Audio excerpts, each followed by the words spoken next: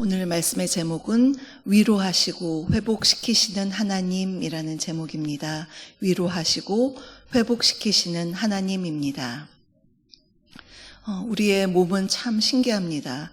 내가 의식하지 못하는데 몸속에 호르몬이 막 알아서 이렇게 작동하기 때문입니다. 혹시 아드레날린이라는 호르몬을 아십니까?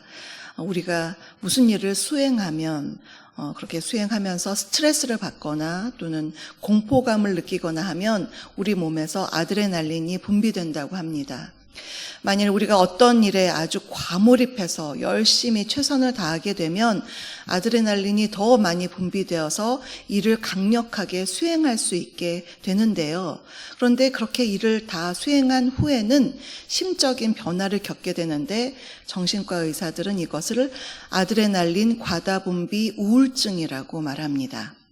이는 어떤 큰 일을 치른 후에 몸과 마음이 탈진하고 공허감을 느끼며 또 우울증에 빠지는 것을 말합니다.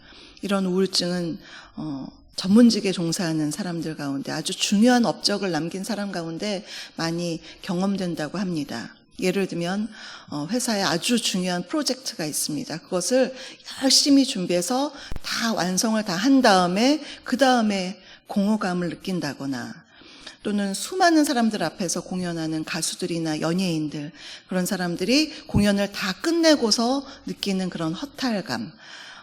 그래서 건강하게 그것을 해소하지 못하면 술이나 마약에 빠지기도 하죠. 그런 증상들입니다. 그런데 이러한 우울 증상은 교회의 사역자들이나 설교자들도 마찬가지로 경험할 수가 있습니다. 극도의 긴장을 가지고 온 힘을 다해서 사역에 열정을 다 쏟아부은 후에 이런 우울감과 탈진을 경험할 수 있는 것입니다. 오늘 우리가 본 엘리야가 지금 그러한 극한 우울감과 탈진 상태를 경험하고 있습니다. 19장 본문에 앞선 18장을 보면요, 그야말로 엘리야는 당당하게 사역을 했습니다. 아합 왕과 백성들을 그들 앞에서 너희가 하나님을 섬길 것이냐 바알을 섬길 것이냐 왜 머뭇머뭇하느냐 택하라 이렇게 막 호통을 치기도 했고요. 또 바알과 아세라 선지자 850대 1로 대결을 했습니다. 물을 가득 부은 제단에 누가 여기에 불을 붙이는지 신의 대결을 하는데 거기서 엘리야가 하나님께 기도함으로써 하나님께서 거기에 불을 내리셔서 엘리야가 승리했습니다. 그래서 그는 정말 그 우상숭배하는 선지자들을 처단하도록 막 진두지휘하는 그런 멋진 모습이 지금 18장에서 펼쳐지는데요. 그런데 이 일이 있은 후에 반전의 내용이 오늘 전개가 됩니다. 1절을 보시면요, 아합이 이세벨에게 이 일을 엘리야가 이런 일을 행했다라는 걸 이세벨에게 알렸을 때 이세벨이 엘리야에게 사신을 보냅니다. 그 사신을 보내서 하는 말이 뭐냐면 너 내일 이맘때 넌 죽어 있을 거야. 이렇게 사신에게 전하도록 했습니다. 아주 엄포를 놓은 것이죠. 한마디로 엘리야를 위협한 것인데요. 그런데 정말 엘리야를 죽이고 싶었다면 아예 그냥 엘리야 모르게 군사를 동원해서 쥐도새도 모르게 죽였을 수 있는데 이렇게 사신을 보내서 미리 말을 했다는 것은 엘리야를 위협해서 공포심을 그냥 준 것입니다. 그런데 이 실체도 없는 위협을 받고서 엘리야는 너무나 두려웠습니다. 그래서 유다의 브엘세바까지 도망갔다라고 되어 있습니다. 지금 엘리야는 북이스라엘에 있는데 북이스라엘에서부터 그 남유다의 가장 밑에 있는 브엘세바까지 지금 도망을 한 것입니다. 갈 수 있는 데까지 간 것입니다. 브엘세바까지 가서 사환은 거기에 있게 하고 자기는 하룻길을 더 광야로 들어갑니다. 아주 찾아오지 못할 곳까지 지금 도망을 한 것입니다. 목숨을 부지하기 위해서 도망하고 있는 엘리야. 그가 이제 로뎀나무 아래에서 죽기를 원하면서 주님께 기도했습니다. 본문 4절 중반절을 보시면요, 이렇게 기도합니다.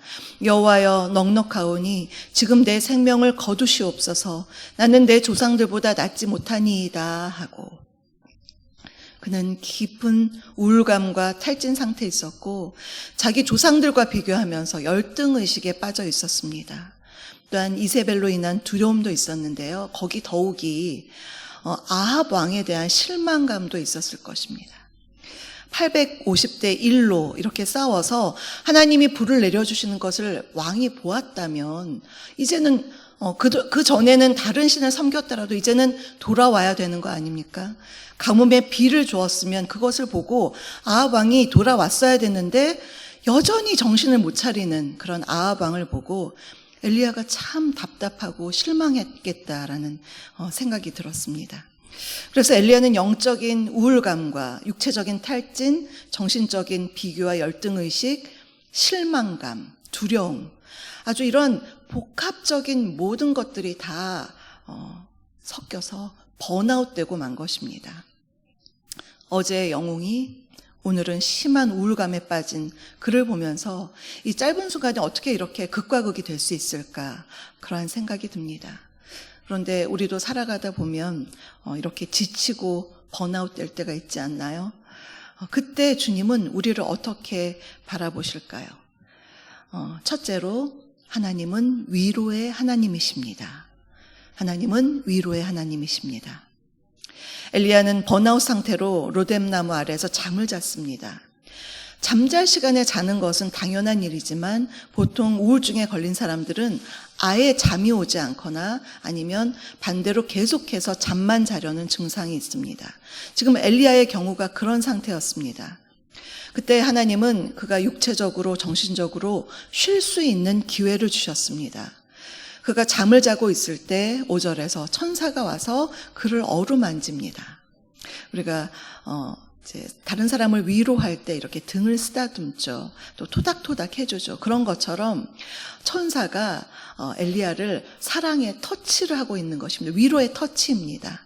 하나님은 천사를 통해서 엘리야를 토닥토닥 위로해주고 계셨던 것입니다. 우리가 지쳐 있을 때 하나님은 여러 가지 다양한 방법을 통해서 우리의 지치고 힘든 마음을 어루만져 주십니다. 언젠가 제가 사역으로 너무나 마음이 지쳐서 한계를 느낀다 이런 생각을 할 때가 있었습니다. 그런 무거운 마음을 가지고 교회를 나와서 집에 가려고 이제 차를 타고 운전대를 잡으면서 극동방송을 들으면서 가려고 틀었는데 거기서 마침 찬양이 들립니다. 어떤 찬양이냐면 야곱의 축복, 우리가 너무나 잘 아는 축복 그 찬송이죠. 경쾌한 찬양, 너는 담장 너머로, 이렇게 아주 빠른 경쾌한 찬양인데요. 처음에는 그걸 그냥 듣고 있었습니다. 그런데 갑자기 거기에 가사가 귀에 딱 꽂히는 것입니다. 너는 어떤 시련이 와도 능히 이겨낼 강한 팔이 있어. 전능하신 하나님께서 너와 언제나 함께 하시니. 평소에는 그냥 신나게 박수치면서 찬양했던 이 찬양이 그날은 가사가 귀에 꽂혔습니다. 전능자가 그 강한 팔로 나와 함께 하시고 나를 도와주신다는데 그 찬양을 들으면서 갑자기 왈칵 눈물이 쏟아졌습니다. 그러면서 운전하고 가는데 계속해서 집까지 가는데 계속해서 주체할 수 없이 눈물이 흘렀습니다. 위로를 경험했고요. 하나님의 마음을 하나님이 이렇게 찬양으로 만져주시는구나, 내 마음을. 주님이 내 마음을 아시는구나. 하나님이 나와 함께 하시면 주님, 제가 다시 한번 용기를 내겠습니다. 그러한 마음으로 한없이 위로를 받았던 기억이 있습니다. 하나님은 여러 가지 방법으로 이렇게 찬양 속에서 또는 말씀 가운데에서 아니면 다른 사람들의 말을 통해서 우리를 위로해 주십니다. 사역하다가 고난받은 사람 중에 바울만한 사람이 없죠. 그는 고린도후서 11장 23절 이하에서 사역하면서 얼마나 많은 고생을 했는지 고생담이 아주 쫙 나와 있습니다. 복음을 전하다가 매 맞고 돌 맞고 바다에 파선하기도 하고 광야에서 강도 만나기도 하고 여러 가지 어려움들, 특히나 육체에 가시까지 있었던 그 이야기들을 쭉 펼치는데요. 그러면서도 그가 여전히 견딜 수 있었던 것은 고린도후서 1장에서 그가 고백한 하나님은 위로의 하나님이었습니다. 그 고린도후서 1장 안에 위로라는 말이 무려 10번이나 나옵니다. 그 위로의 하나님이 있었기 때문에 그 많은 고생을 하지만 넉넉히 이겨나갈 수가 있었던 것입니다. 오히려 그는요, 사역을 하면서 그 위로로 때로부터 받은 위로로 다른 사람을 위로할 수 있다라고까지 표현을 했습니다. 우리가 믿음의 여정을 걸어갈 때 때로 여러 가지 어려움을 만날 수가 있습니다. 그래서 번아웃을 경험할 수 있습니다.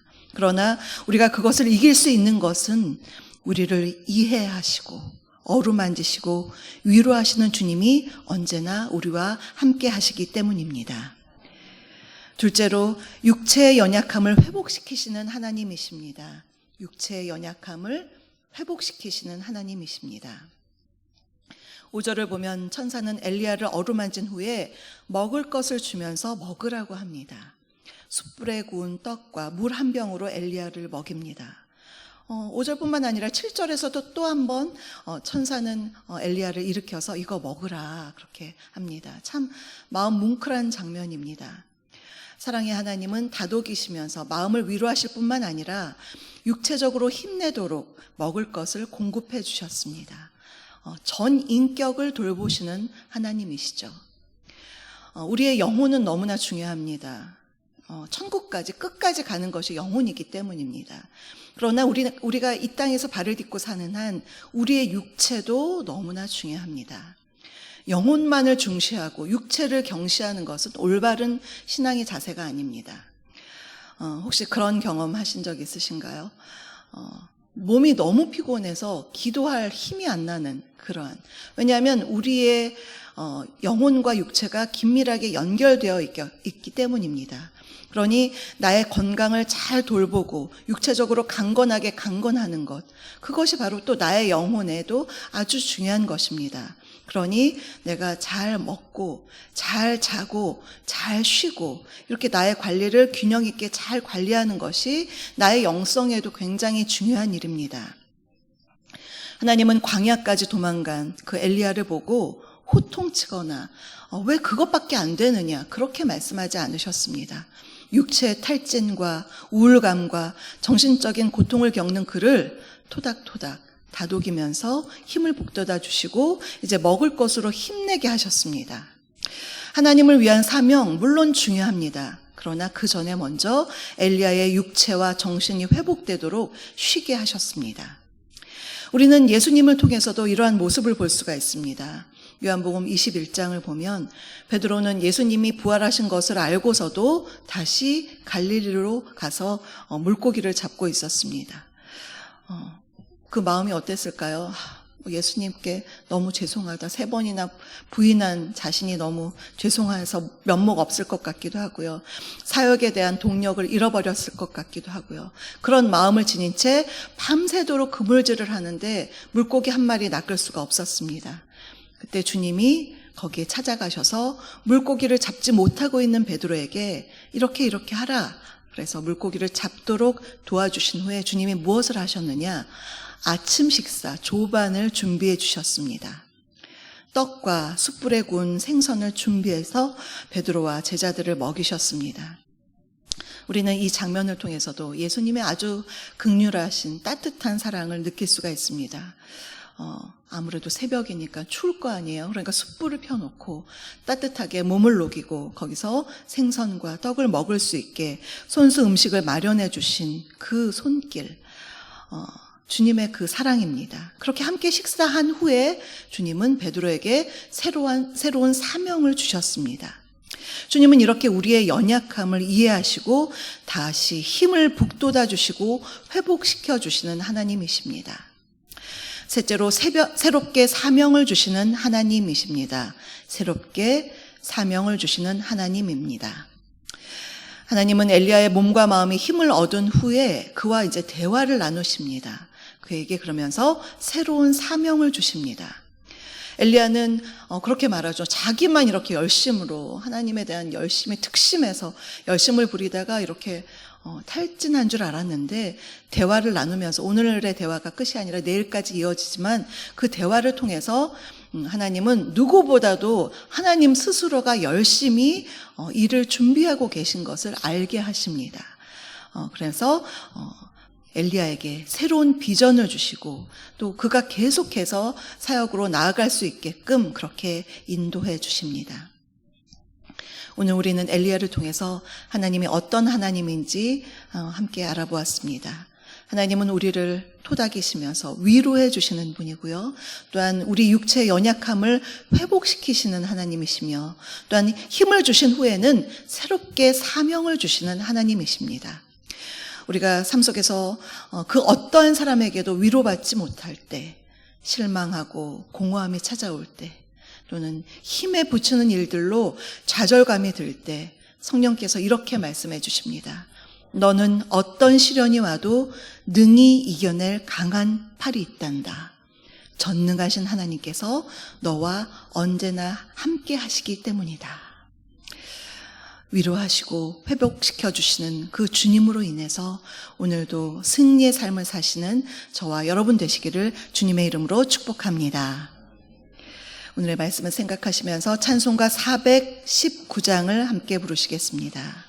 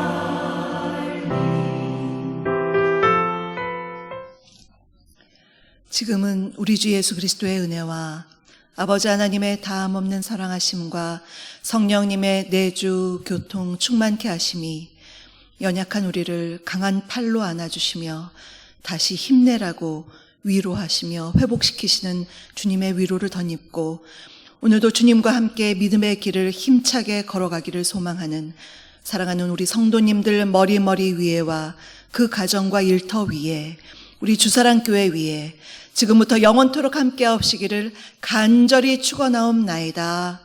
아멘.